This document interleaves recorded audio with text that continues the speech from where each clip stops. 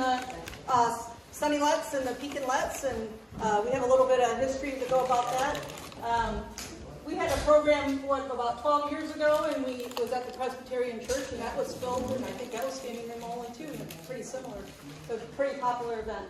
So the Washington Historical Society is having a mural to honor these ladies at the Oliver Thomas Park, and it should be installed later this year. It's going to be on campus.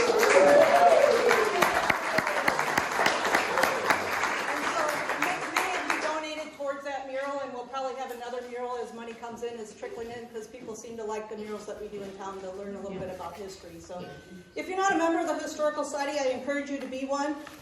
Without your support, we wouldn't exist, and we don't expect you to come to meetings and millions of volunteer hours. We have others that would do that, but if you want to give a monetary donation, we'd be more than happy to accept that, and if you wanted to go towards a mural or something else, we'd be happy to look for that too. So without further ado, I'm going to introduce John Stromberger, our archivist. He's going to give you a little bit of history about these ladies, and then they're going to give you the truth about it. Thank you. Well, I made up some notes, and in the event that I needed to say some things, and then I was asked to speak first. And so I'm not overly comfortable, because you're here to listen to the ladies here, but I'll go through what I wrote down, and then you guys can come up and tell me how all was wrong. The opening night of the Sunnyland Let's was scheduled for May 26, 1956, against the Joe Simpkins Motors team of St. Louis. Special seating was to be reserved for former D-Selects players and their parents. Chick Hearn, then WEEK TV sports announcer, was scheduled to throw out the first pitch. Games were scheduled for 8 p.m. Saturday and 3 p.m. Sunday. Unfortunately, both those games were rained out. The next weekend, June 2nd and 3rd, the Lets actually held their first games in Sunnyland against the St. Louis Orphans. Hearn still threw out the first pitch, and former D-Selects were still on it. The Lets won the Saturday night game 8-1, with Edna Lou Albrecht recording the first RBI and also recording the pitching win. Chick Hearn would be the announcer for several WCHS basketball games on the radio in the 1950s, and would move on from Peoria and broadcast Los Angeles Lakers games for 41 years. He's in the Naismith Basketball Hall of Fame, and if you've ever seen the movie Fletch, I don't know if anybody's seen the movie Fletch, he's the announcer who says that Fletch is actually 6'5", or with the afro 6'9", if you've seen that movie. It's a pretty funny line in the movie, but he was very famous in Los Angeles, and he was the first pitch for your first game in Sunnyland. As far as I know, the only Washington raised girl on the Sunnyland Let's was Janet Gocker. That's the only one I know of, who played for the Let's in 57 and 58.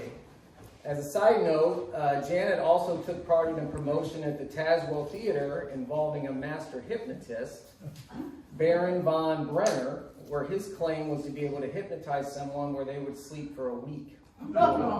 So she laid in a coffin, asleep. And now, according to the newspaper reports, that's where I got all this, because I was not a glimmer in 1956. She got sick partway through and had to be replaced by someone else. So, just to give a little background of Sunnyland at the time, Sunnyland was its own little community separate from Beverly Manor, which was separate from Washington. So when Caterpillar exploded in the 1950s, Sunnyland really grew at that time, and that's exactly when the Sunnyland Let's happened. Tony and Sons gas station, if you know where it originally started, when it started in 1958, there was really not much around it at all.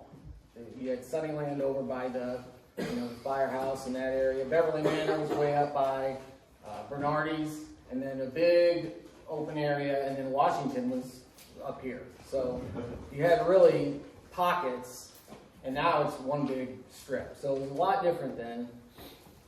The 3 years of the Sunnyland Let's produced a win-loss record of 91 and 23, playing against some of the best competition in the country. During their final season in Sunnyland, Coach Chuck McCord started playing some games in Pekin. On June 20th, 1958, they played their first game at Mineral Springs Park against a team from Davenport, Iowa. 1 month later, they played a charity game in Pekin against Livingston, Illinois. Later in the season, they started splitting some doubleheaders, playing the Saturday game in Sunnyland and the Sunday game in Pekin. The final game played as the Sunnyland Let's occurred September 1st, 1958, as they lost to a team from Lancaster, Pennsylvania, 3-1 in the Women's World Softball Tournament in Bridgeport, Connecticut. Lancaster scored their 3 runs in the top of the third on 1 hit and 4 errors. I'll bet you appreciated that, didn't you? I still remember. I'll bet you do. Down 3-0 heading into their final at bat, the Let's tried to make a comeback as Carolyn Tomey tripled and scored on Rudy Rudolph's single, but the rally stalled there, as did the history of the Sunnyland Let's. In that final year, Coach Ramsey led the team in pitching with an earned run average of 0.49. Beverly Brown led the team in runs scored, and Esther Torrey led the team in stolen bases. The official move to Pekin was announced in March of 59. You did. The official move to Pekin was announced in March of 59, most likely for money reasons. You guys would know more about that than me. However, at the same time, NTRA had just started in 1958. So I also wondered if maybe there were some scheduling problems with the baseball league that had just started at Oliver Thomas at the time as well. So those are the things that I had researched about Sunnyland Let's, and I'm hoping you guys can maybe fill in the gaps or something. So who's going to go first? I'll tell you, I played before 10,000 at one time and never been this nervous.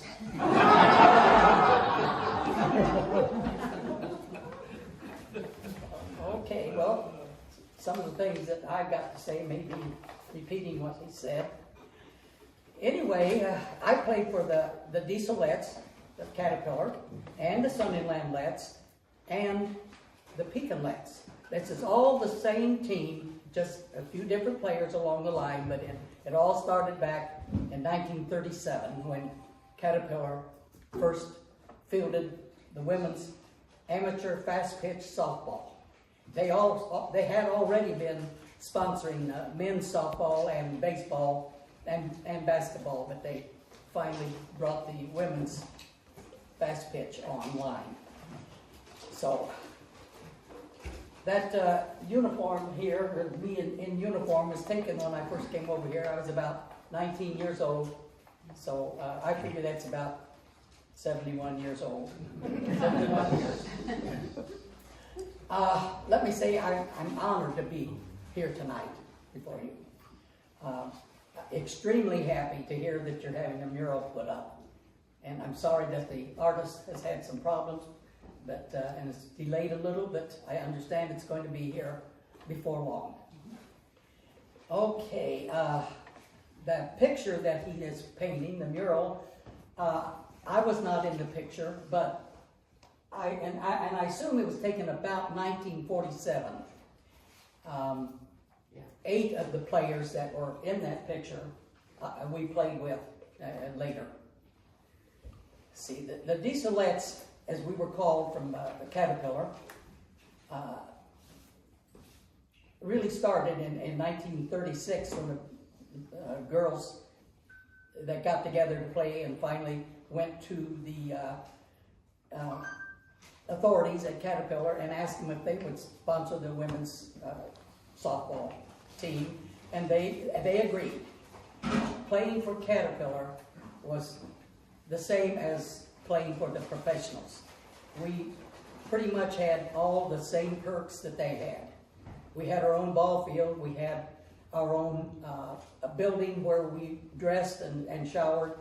We had a custodian, took care of the park, took care of our uniforms. They are made of wool, and they didn't go to the laundry. They took them to the dry cleaners, and when we came back for the next game, our uniform was hanging by our locker, ready to go.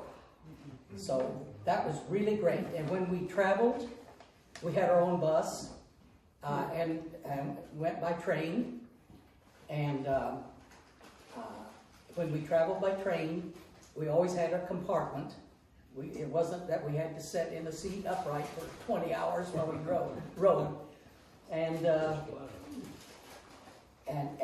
when we were traveling, we were, of course, the company took care of everything, and our food, we were allowed, given up front, food for $8 a day while we were not working. At the time, the professionals only got $10. We were given $8. So Caterpillar was an extremely good sponsor. And let's see, Caterpillar sponsored the team from 1937 through 55, which 18 years. In 1940, the track sets, as they were known at that time, they won 24 of the 27 games. And that team won what was the first to be 13 straight state championships and went on to the Nationals at Detroit. When you joined the team, of course you had to qualify to play, and you also had to work for Caterpillar, naturally. When you were given your uniform, they didn't just take it off the rack. I went to a building where they sold things, sporting goods store, and you were measured for your uniform, so it fit. Let's see. After Caterpillar dropped our sponsorship, after the 55 season, they started dropping the rest of the teams that they sponsored. So eventually they didn't sponsor any teams. Okay. Because we played, we worked for the company. When we played and were out of town, in addition to them furnishing everything for us, they paid our salaries. So we never lost any money when we were on trips. And it was because we were working at Caterpillar and simply played on a team that was sponsored by them. We were amateurs. So that's why when they paid us, they were paying us for time lost at our job, not for playing softball. Okay, and when we traveled, like I said, we traveled by our own bus or a train, and we always had a nurse with us when we were with Caterpillar. This is in the early days, so they treated us very well. When they dropped our sponsorship in 55, it was really a blow to all of us. It was a shock. We hadn't had any plans made. We didn't know what we were going to do, and thank goodness Sunnyland came through and offered us a place to play, which we gladly accepted. And while it wasn't like playing for Caterpillar, it was a wonderful place to play. It was a nice little neighborhood, always had big crowds. So we were just happy to be there. And like I said, the Caterpillar team is a forerunner to Sunnyland and the Pekinlets. Actually, this team is the longest running sanctioned women's fast pitch softball in the nation. So that's I was only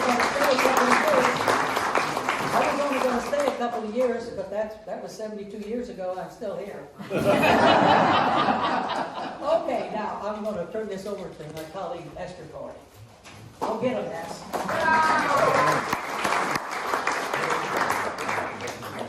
Now you were supposed to talk just a little bit longer. And then you took most of what I was going to say, so that's it.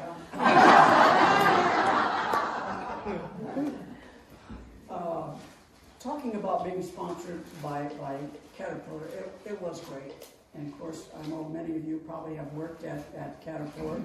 But what these people, what maybe Bev and Lori don't know, and some of our other players, that while you played for Caterpillar, you had someone following you from the company that was watching how you were working at Caterpillar.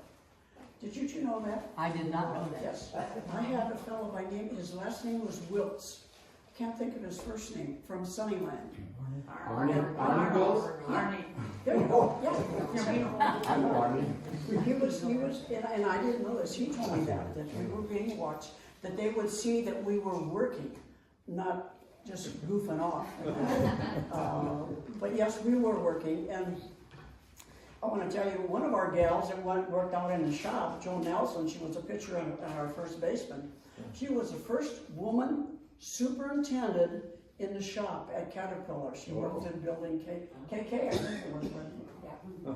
First woman superintendent there. So we did have a good time.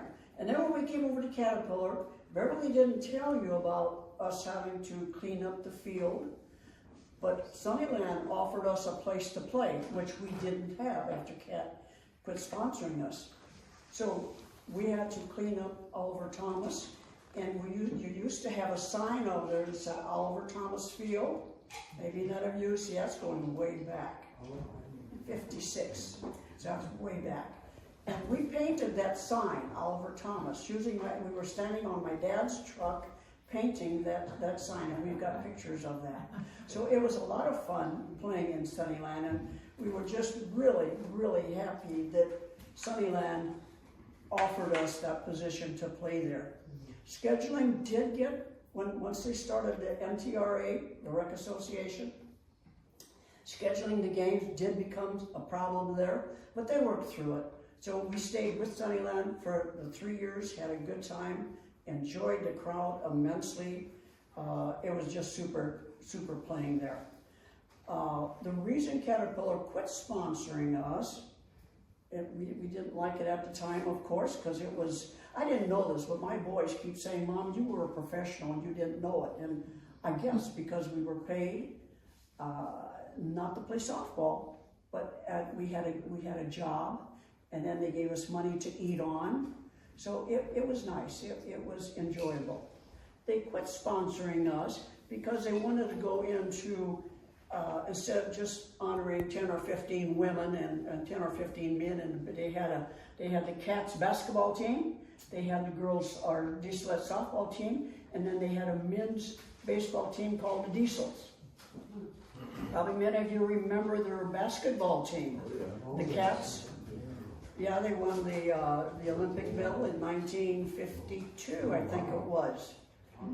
So they did win the Olympics. But anyway, they quit sponsoring teams like that, our team, and they wanted to go into more people, more of their employees getting involved in the sports and sponsoring it or having teams for everybody, not just a select 15 or 20, whatever. So that's why they quit sponsoring our team exclusively like that. And as I said, once we came to Sunnyland, we found a heavenly place to play, enjoyed it, and the crowds were just phenomenal. We enjoyed that. And then went off from there, we went on to Pekin.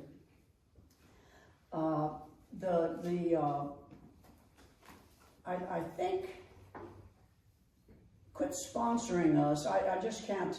I can remember when they told us that I played in 1955. We went to Portland, Oregon, to the national tournament in Portland in 1955, and we get back from that, and Cat quits sponsoring us. Now traveling like that cost a lot of money. We went on a train to Portland, and sometimes the team would fly. Most of the time we took a bus because one of our gals could not fly in an airplane, did not want to fly, so they had to take a bus to travel to Connecticut. So we certainly did enjoy that. And of course, we're quite proud of the Historical Society wanting to put up the plaque, I guess, if that's what it's going to be. The event is being made in Rockford, and it'll be brought here shortly sometime. Yeah, it's a mural, hand mural, and it's quite large, so it's He painted it in sections or something up in Montfort, and then they're gonna bring it So down. there's private wall dogs that have helped with the other three murals that we've already. Super. We think that's just gonna be fantastic, and we wanna thank the Historical Society for doing that for us, and pushing girls softball, girls in sports, because we really did enjoy that. So our thanks to you, to We the didn't historical. know you were a painter though. Did you want to help paint the sign on that? But we traced your sign that was up Oliver Thomas. I remember it was like that, and we stood on my dad's truck and painted that sign because it was kind of rusty and paint was fading and that. But we had a good time. Yeah. I have a few pictures, I think, over there showing Oliver Thomas Field there too. But again, we can't thank the Historical Society enough for wanting to do that and to honor the Dieselettes and girls softball in all, because we had a fabulous time. Hated to see those days go by, and now what we do is we still get together, we that are in the area, and probably out of the Dieselette team that started, I think there might be three, and Madeline was on the team, and there's another gal down in Mississippi, Carol Swettenham. I think that's the four of us left off of the Fuller, Bobby. Oh, Bobby, that's right, Bobby Fuller, yeah. So that's who's left off of the Dieselette's team. And we still get together. We meet once a month. We go out, pick a place to go out to eat, and we'll have 15, 18 of beyond the Dieselettes, then came the Letts, so that played with the Letts. We got a couple of them here today with us, but we go out once a month, and we have a good time. And you know those games that we lost? We won them. Those games, played them all again. Except the one you got clobbered, and when we were in Arizona. And oh my. Gotta ask Laurie about that. We got clobbered, and Laurie was pitching. And I mean, they were hitting her. I played shortstop, and there was one left-handed batter, good batter, Dot Wilkinson, good all-around athlete, actually. Left-handed, I'm playing shortstop. She hit a line drive, I think was maybe 3 feet off the ground, if that high, took my glove and ball and everything. I didn't get her. No, she didn't. Wow. We got clobbered that day. But anyway. Question.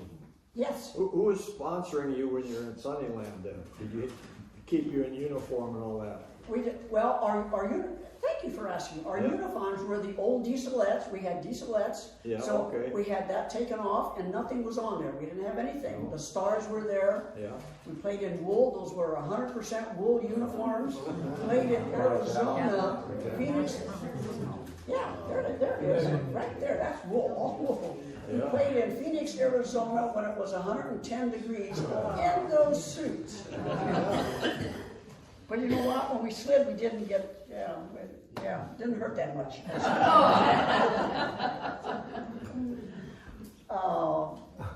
But you had to clean them yourselves then?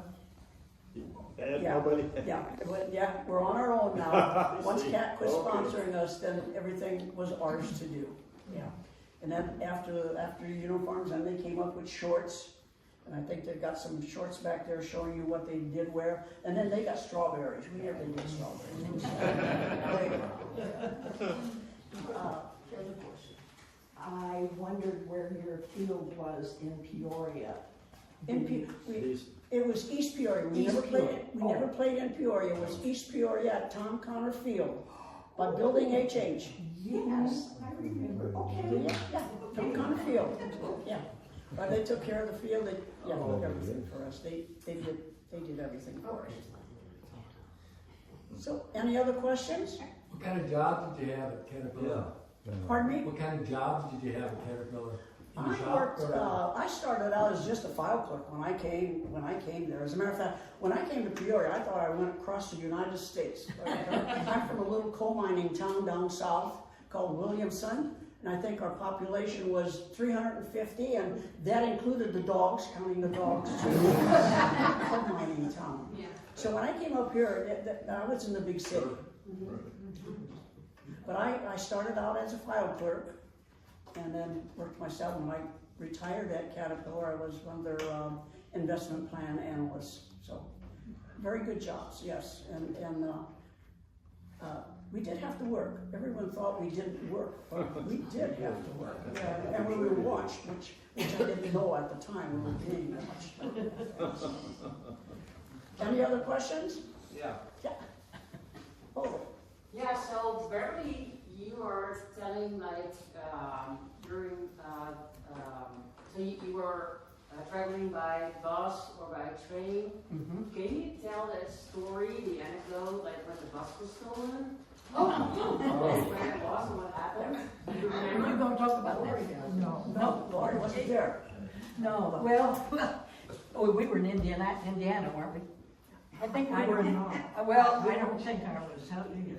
Yeah. oh, okay, okay, we were traveling, and, as usual, we stayed overnight in a nice hotel, and, the next morning, somebody said, our bus has been stolen, so everything that we had on it, and we thought, oh my goodness, Wow. all our stuff is gone, Yeah. but they reclaimed it, before the end of the day. Whoever had, stolen it, I guess back then, you know, you could always open the hood, and if they knew how to short it, they just drove it away, and we found it, and it was still intact, and everything that we had left inside was still okay.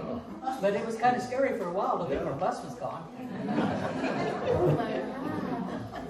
They ran it out of gas, didn't they, Madeline? You were there. You were playing with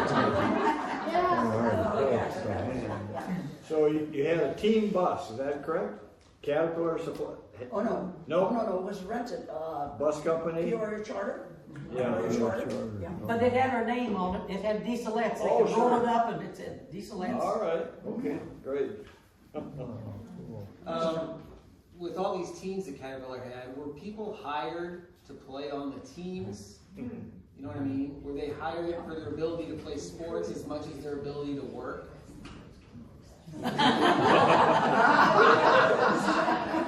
Like I said, I'm from about 140 miles south of here. And tell you one thing, and I wasn't on the team then, but they played down in Kentucky. I'll tell you how it works, John. They were playing in Kentucky, and the Dieselettes record at that time was 30-0. They hadn't lost a game, 30-0. And they go down to Kentucky and play this team. There was a big, strapping, tall gal that was pitching called Lou Albrecht, and she was good. Beat him. Next year, she was on the Dieselette team.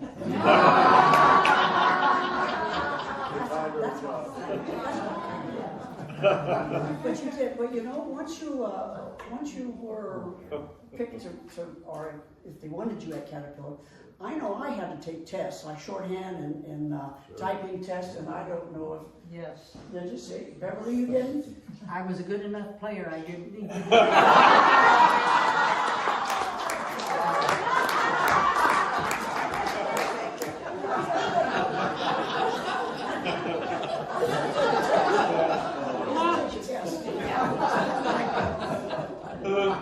So, we did have to pass the regiments I can't whatever they had.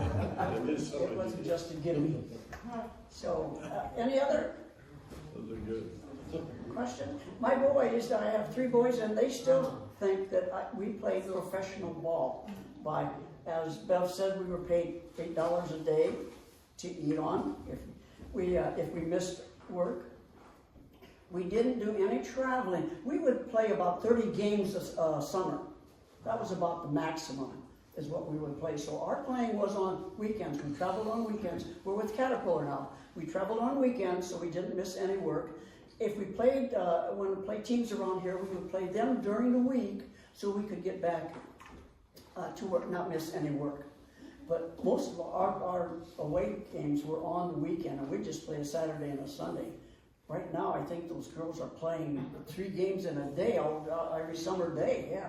So, but no, we did. We played maybe 30 games a summer. That was the max, and even counting the tournaments that we were in. So, yes. Would you just hold your practices after work? Yes, we did. We practiced at Tom Gunner Field after work. Yes, and he drove us. I can remember. Laurie can attest for this. She was a rookie on it. She and I came up together in 1955, and she was a pitcher. And I don't know how many games we had played before she got the pitch. But in the meantime, he would have her run. Too many games. But I can remember you, Laurie, running in the outfield. We were done practicing, and we looked, and where's Laurie? She's out in the outfield. She's still running. Chuck's got her running from right field to left field to right field. Do you remember that, Laurie? Oh, I have a very vivid.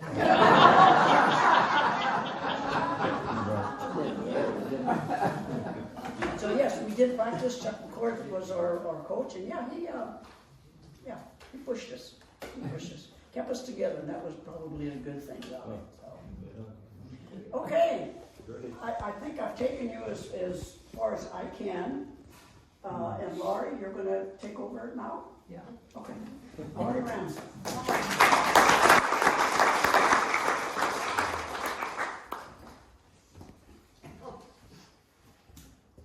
I came to Peoria from St. Louis. I had pitched with the Cootis team in St. Louis, and for the first time ever, at St. Louis Softball Park, a team went to the regional tournament and won it.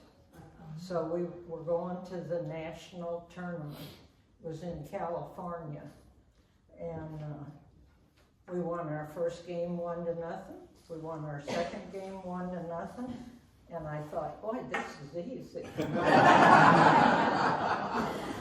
And then we played the defending national champions, Fresno. Remember Fresno? And so I zipped through the batting order the first time. The second time I didn't zip. And they got 3 or 4 runs, and we got beaten. Then we were in the losers bracket, and we won a couple games, and ended up 4th. And they had 24 teams in the tournament. We were very happy to be 4th. And then Caterpillar gave me a chance, I thought, till I got up here to pitch. And Chuck, when you're on the bench, aren't you? I mean, forever.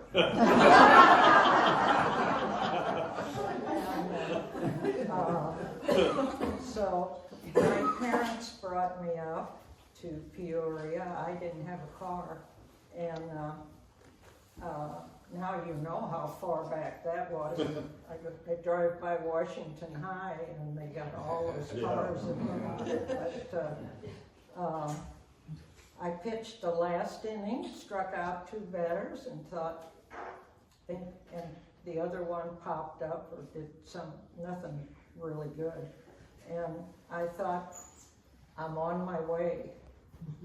And Madeline and I got in for the next inning that I pitched, and it was on our Caterpillar vacation in July. I think I'd run 300 miles in the outfield by then. And Chuck said he always called us by our full name, Madeline and Laureen. The score was 11-0 in our favor, and we're going into the 7th inning. So Matt and I we're walking out to warm up, and she said, "You think we can hold the lead?"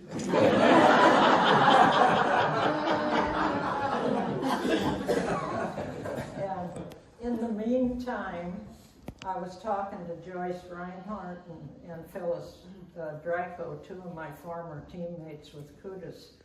And they're back and forth on the phone, and they're asking, "Are you pitching yet? Are you pitching yet? We want you back." And I said, "You got to get me a summer job because I have to help my parents with the money for college." And so one of our players got hurt, and Chuck moved Joan Nelson from pitch to first base. And right away, I was a regular pitcher forever.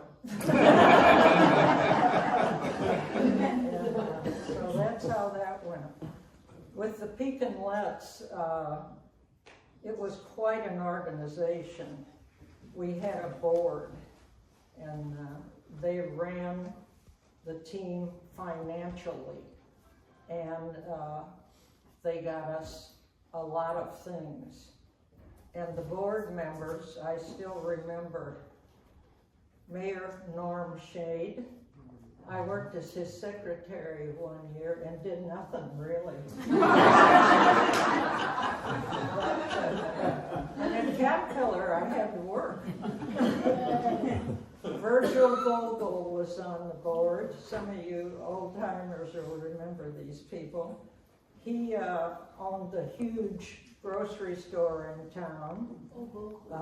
Paul Hernan was on the board. He was in charge of Central Illinois Telephone. Don Williams was on the board. He was in charge of a bank in Pekin.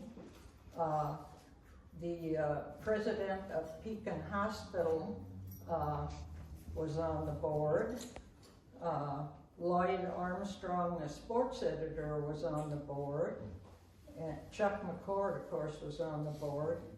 And we had money all of a sudden because they put out a paper with pictures of us to start the season and stories on people.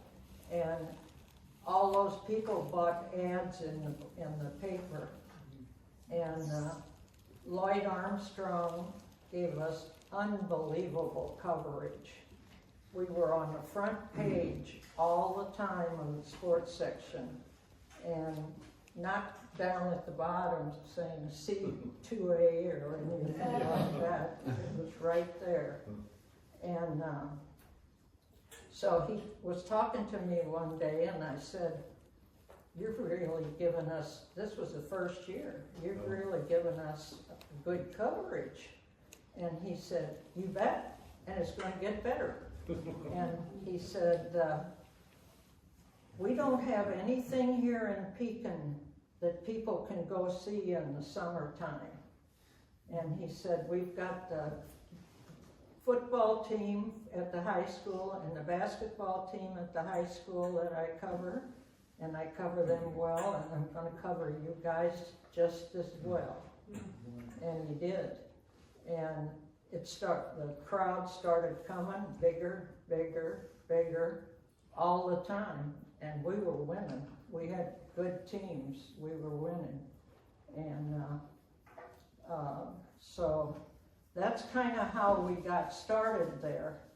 And we got players.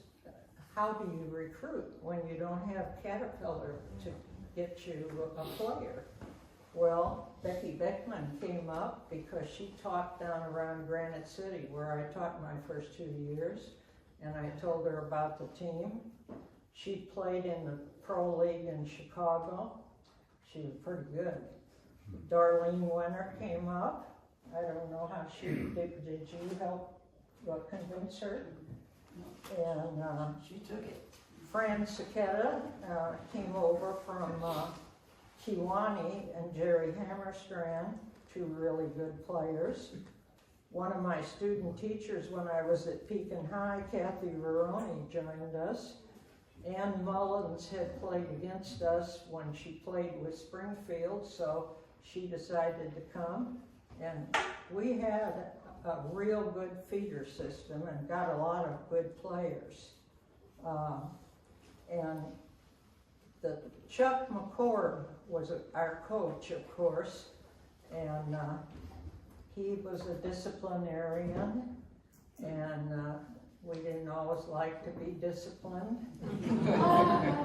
And I'm going to tell you a story on YouTube.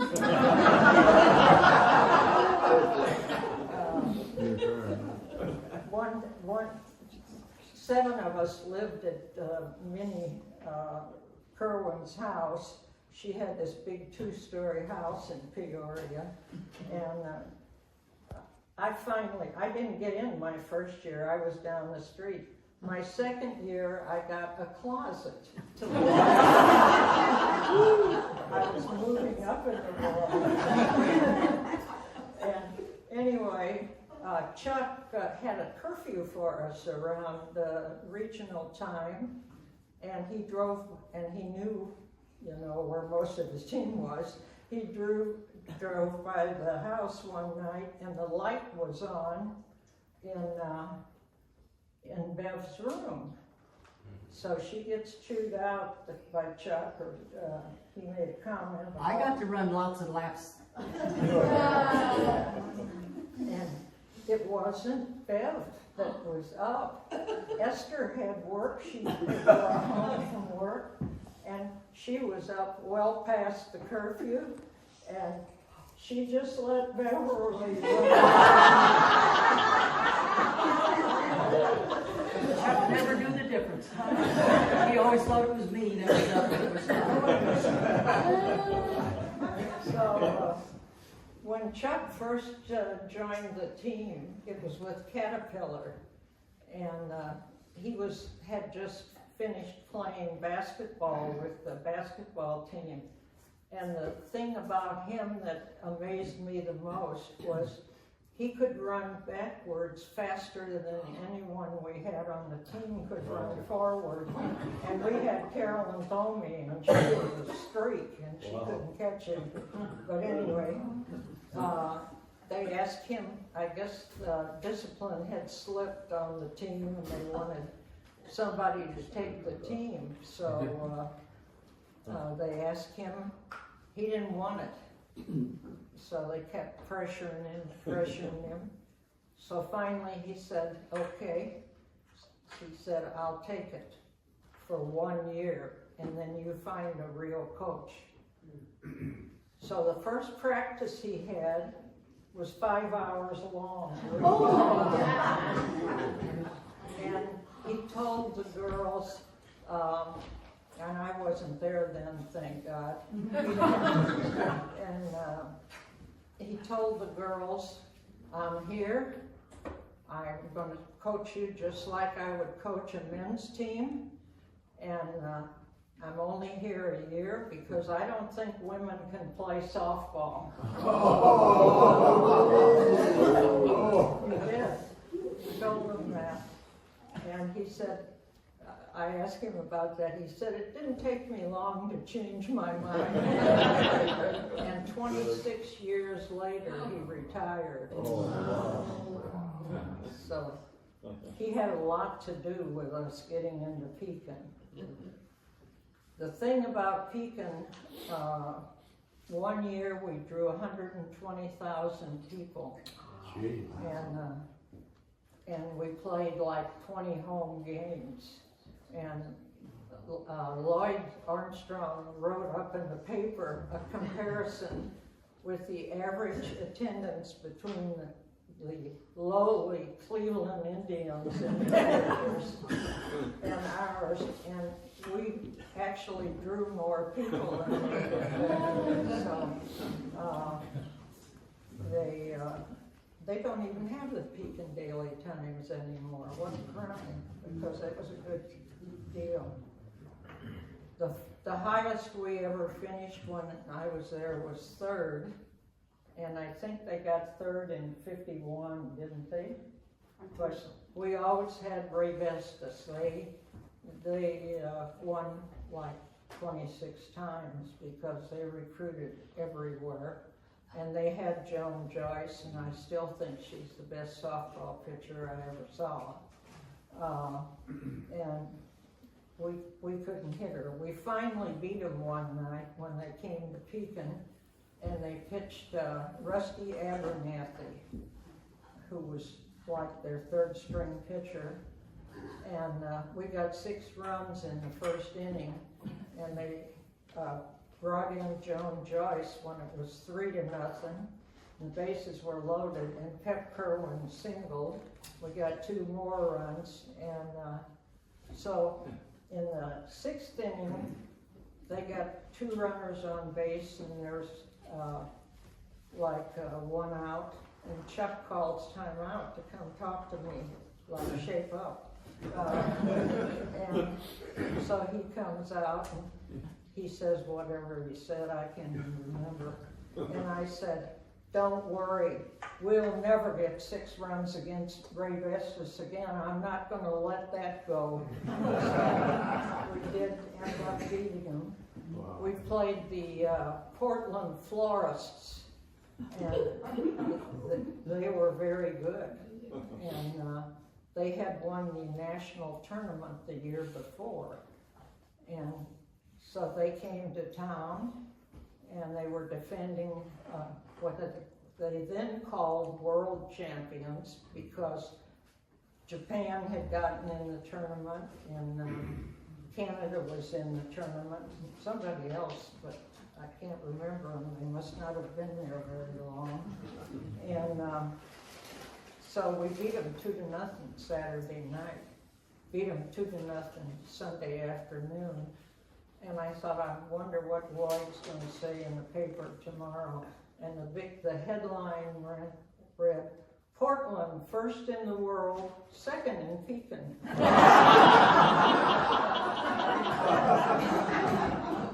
So that's the kind of support we got from the papers. And I've got 3 scrapbooks over there that I kept in the 60s. And we played Ray Bustos in, I think it was 63 or 64. And they were undefeated, and we were 30-0. We had 9,600 people there that night, and we lost it in the 9th inning, 1-0. They had a runner on first, and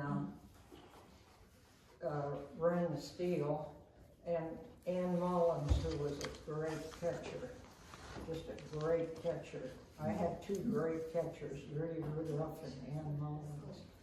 She threw the ball 200 miles an hour to a spot where there was nobody. And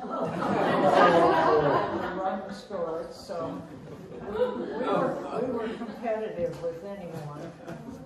We also played the Japanese national winner, or all-stars, whatever they were.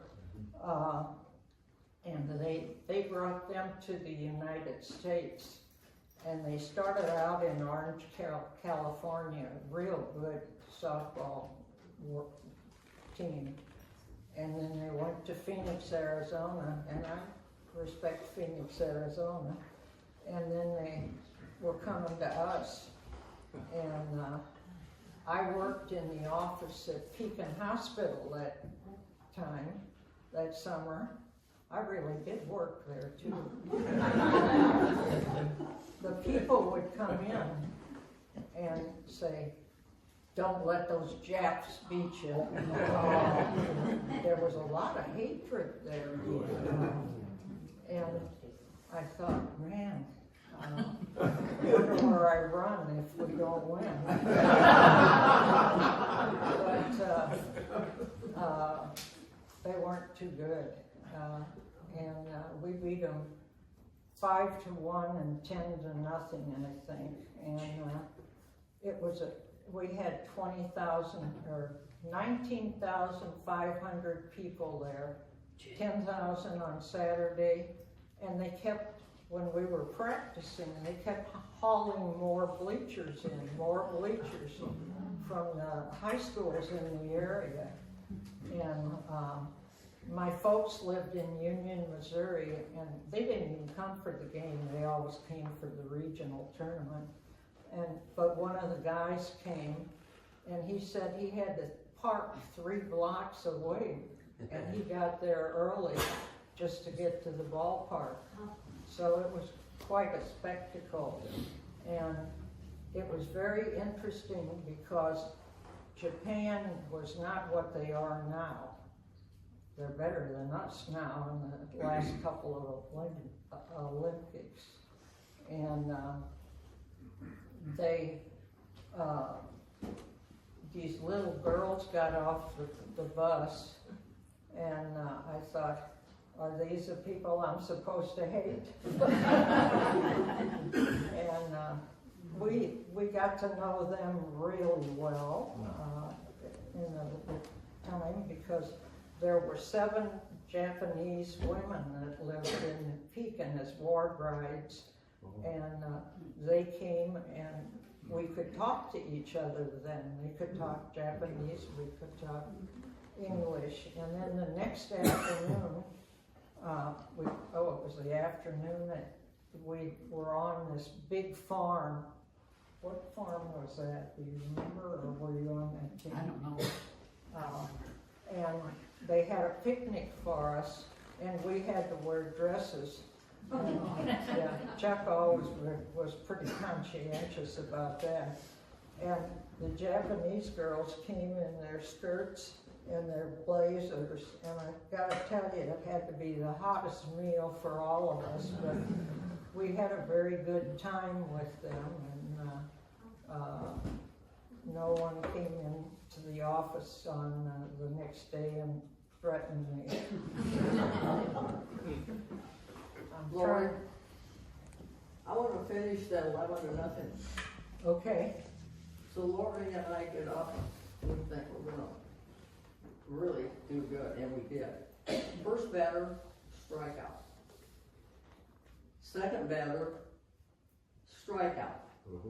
Third batter, pop up, score 11-0. We did it. We did. Maybe that got me out on the mound. I don't know, something did before the year was up, because I was going back to St. Louis and play with Cootis, because I could play, and we weren't bad. We finished 4th in the nation, and I thought, I'm not going to complain, which I didn't, and I worked hard, and then all of a sudden, Jan, what was her name, the first baseman? Breitbarth? No. Yeah, Breitbarth, after she got married. What was it? She wasn't married yet. Eisenhart.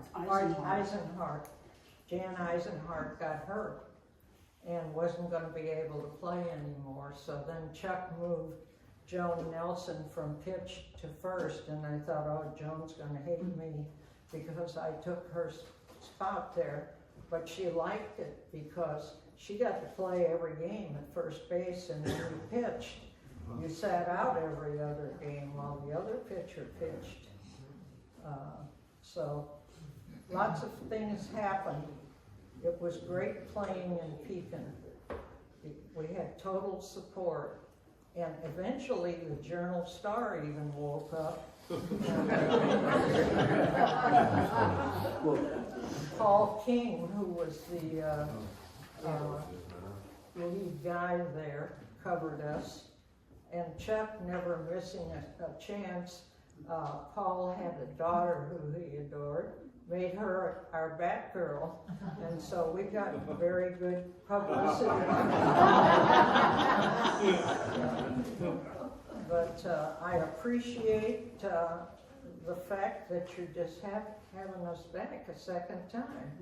And what Sunnyland did for us, we wouldn't have, if they hadn't done that, we wouldn't have existed.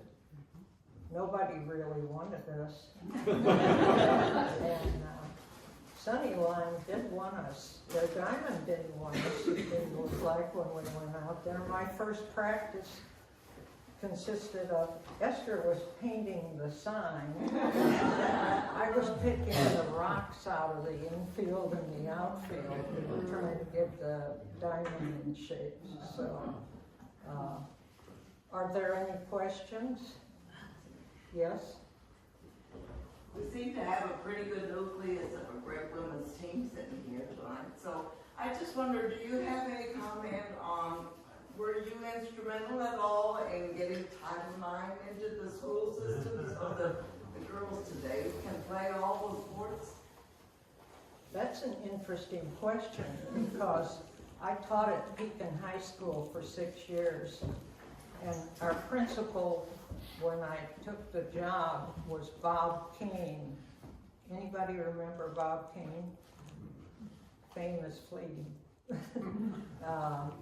And he had a very athletic daughter in junior high, and he wanted sports. And I was on a committee of the PE teachers that wanted to get sports for women. And what you had to have was a principal to present it to 17 principals. They represented 17 regions in the state of Illinois. And so the first year, one of the guys, principals from one of the suburban schools, talked to the 17, I don't know what to call them, guys. The vote was 15-2, no. So we couldn't get another principal, so I went into Mr. Kane's office and I said, we need a principal with our sports day committee, and we're trying to get athletics for girls, and you'd have to talk to the principals.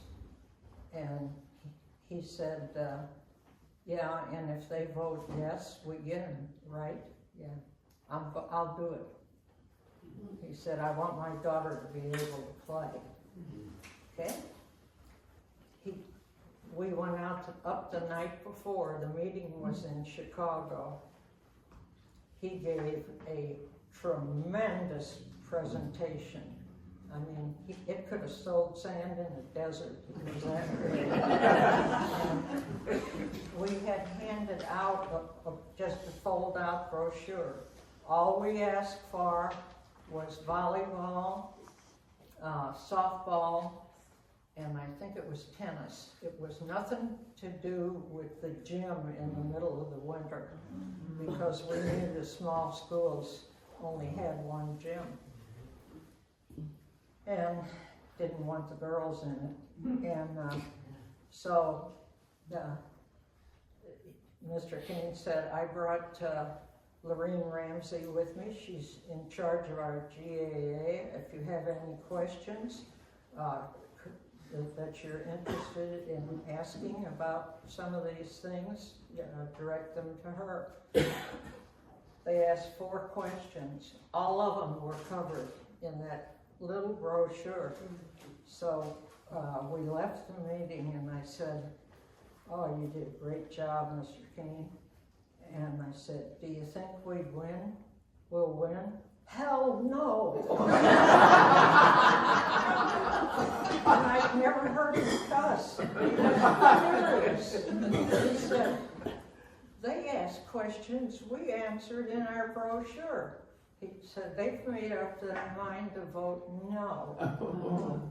And the vote was 15 no, 2 yes. The guy from Princeville voted no in our own region. And in the meantime, these 2 girls that were sisters were Olympic-style swimmers, great times. And they were in one of the suburban high schools. So they wanted to have a girls' swim team, and of course the athletic director was accurate in telling her, you can't have it. If we try it, they'll suspend our boys program. And so the two parents went to the superintendent of schools and got, of course, the same story, which was true. And the man got up and he said, you tell the IHSA next week to check. We're suing them for discrimination. He said, and I'm a lawyer, and my wife's a lawyer, and we're going to spend a lot of time on this. And the vote went 9-8 that the word was out. And the IHSA will tell you they were very progressive. They were the biggest butt draggers.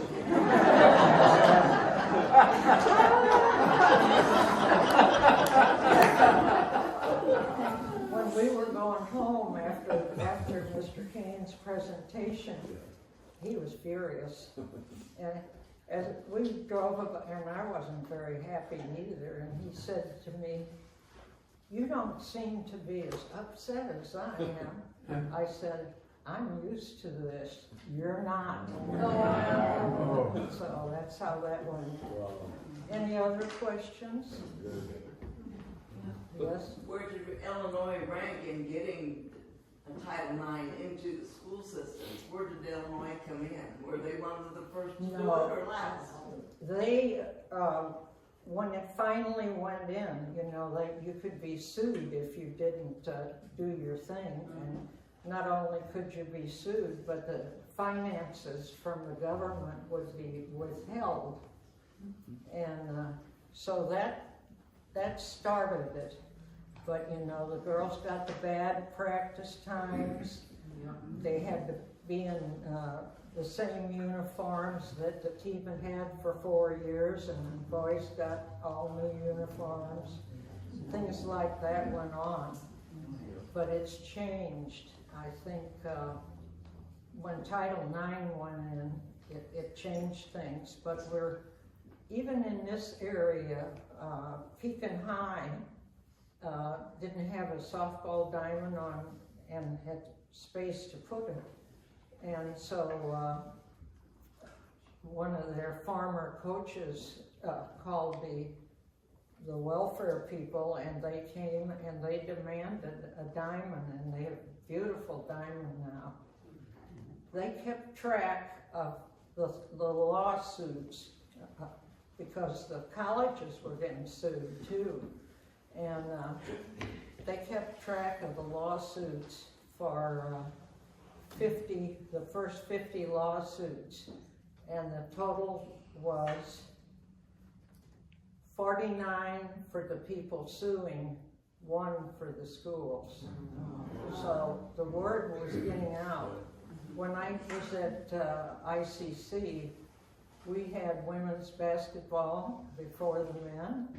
And not because they didn't want to let the men play. We didn't have a gym. We were at YWCA, which the floor was 42 feet by 68 feet. I measured it. Those guys would have killed each other if they had been playing. And we got into it as soon as we could. But Dr. Keogh, who I had at Illinois State, called me one day and said, "We're going to the legislature." Things were not even yet in a lot of places. They were even for us. We had good things. Barb Spring was that's here, and Terry Newkirk. They know we had teams before the men had them.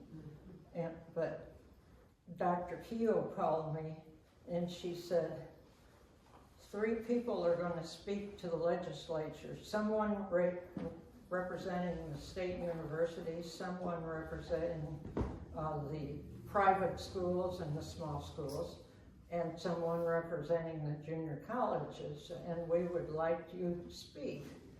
And I laughed, and she said, "What's so funny?" I said, "The people at my school would think I was nuts if I went down there and told them they were discriminating against the women at our school, because they never were and never have."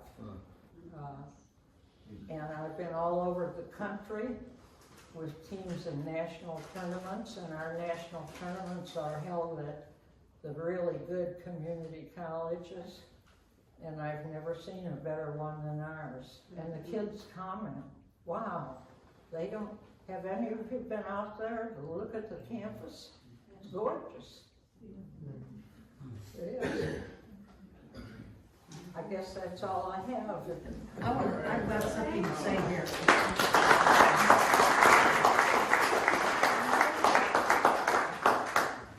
Lori's a good speaker, but she was a better pitcher. I just have a short story here about her pitching. Let's see, back in 1961, we played a 24 inning game. All right, so prior to that game, Laurie had pitched against, where did I write that? St. Petersburg. She had pitched a perfect game. That means no one reached first base, no hits. And then the next night we played in Orlando against the Orlando Rebels. Anyway, no one got a hit until, no one reached first base until the 9th inning. So she had perfect games in St. Petersburg and through the first 9 innings at Orlando. You probably don't remember that. Anyway, in the 9th inning, gal Pat Gregory was walked. So that ended her perfect run. In the 14th inning of that same game, Orlando got their first hit. That's the 14th inning. That's 2 games, 7, plus the 7 previously. She had pitched 3 games, no hitters, back to back. You maybe didn't even know that. I did know that. Anyway, that game was 24 innings, and there wasn't another game, game that was longer than that until 1987 in a national tournament in the California Raiders played the Jefferson City, Missouri, 26 innings. They had a total of 65 strikeouts in that game. What did we have? We had 33 strikeouts. But at any rate, Laurie was 24 years old at that time. Neither pitcher, each pitcher pitched all 24 innings. Neither pitcher pitched the next time. Neither pitcher had a hit. So anyway, when I was putting this together, I'm thinking 3 straight games, no hitter. No hitter.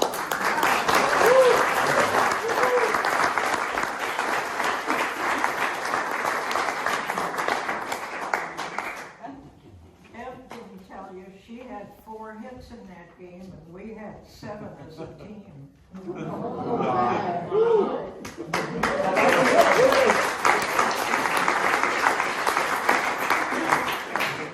Okay, well, thank you very much for having us. Well, we